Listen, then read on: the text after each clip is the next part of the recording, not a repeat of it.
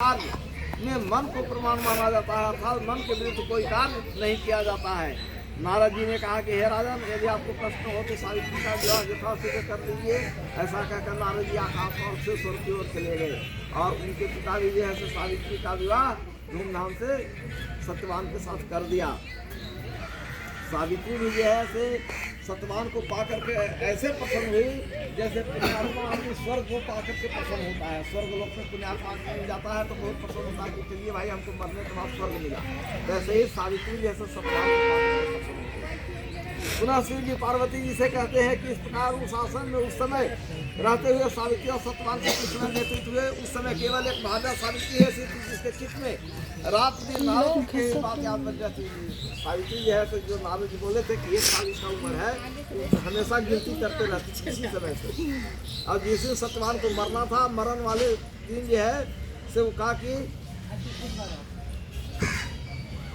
गिनती करते हुए ज्येष्ठ मास के कृष्ण पक्ष के द्वादशी तिथि को, ये व्रत जो है 4 दिन का है जाएंगे ना, द्वादशी से शुरू की थी जाएंगे, द्वादशी त्रोदशी चतुर्दशी अमावस्या, ठीक ना।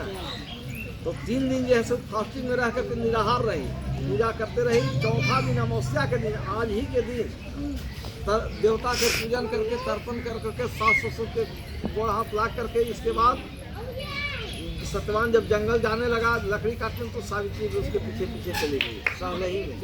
आज के दिन पूजन गए थे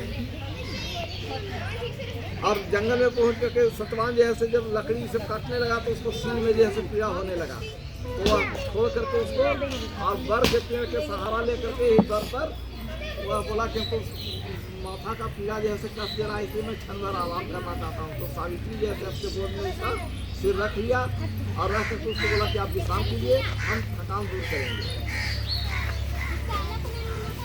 सावित्री ने दुखित होकर कहा कि हे महाबाहु, आप विश्राम करें, पीछे हम श्रम को दूर करने वाले आश्रम को चलेंगे। जैसे ही पृथ्वी बैठी सावित्री ने सत्यवान के सिर पर गोद में रखा, वैसे ही उसने कृष्ण मिश्र त्रिवर्ण वाले धारी साक्षात सत्यवान पुरुष को देखा। उसे देखकर सावित्री प्रणाम कर मधुर बच्चे मुझसे कहने लगी, आप बच्चों में से कौन है जो मुझे धर्मच्युत करने के लिए आए हैं?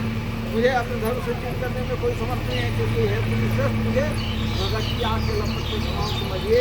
तो धर्मराज कहते हैं कि मैं सब प्राणियों के लिए भयंकर और उनके कर्मानुसार उसकी पूजा कर देने वाला जम सावित्री, समीप में पड़े हुए तुम्हारे इस प्रति क्या समाप्त हो गई, इसे जब मुझ पकड़ कर नहीं ले जा सके, इसलिए मैं स्वयं आया हूँ। आदमी जब मरता है ना तो जम के दूत आते हैं प्राण लेने के लिए, लेकिन जो ज्यादा पुण्य किए हुए रहता है, जो बहुत धर्मात्मा रहता है, जो जीवन में कभी पाप नहीं किया, कभी असत्य नहीं बोला है,